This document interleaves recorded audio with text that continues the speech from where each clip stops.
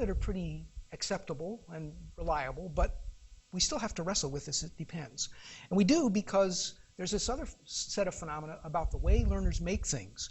They're agents in the ways that they learn. They set the ways in which they work on tasks, make adaptations, redefine tasks, and so forth.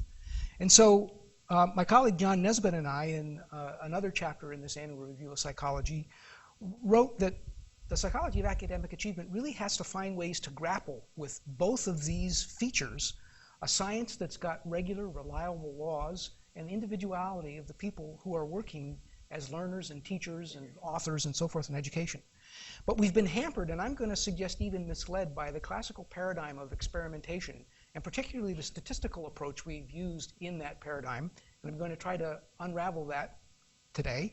And I also want to talk about ways in which I think we can improve the research by rethinking a little bit of this paradigm in ways that embrace the individuality that we are as learners and teachers, and incorporating it into our research. So I want to expand the paradigm, and I want to do that by acknowledging what I call self-regulated learning, and I'll go through that, what I think that is. I also want to talk about kinds of data that we can gather that reflect self-regulated learning and ways that we can analyze those data.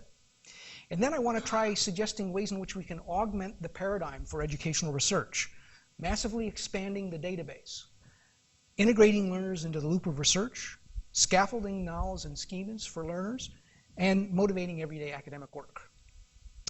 So first I want to give you a tour of this software because it's going to be the fulcrum on which all of these several levers are going to pivot.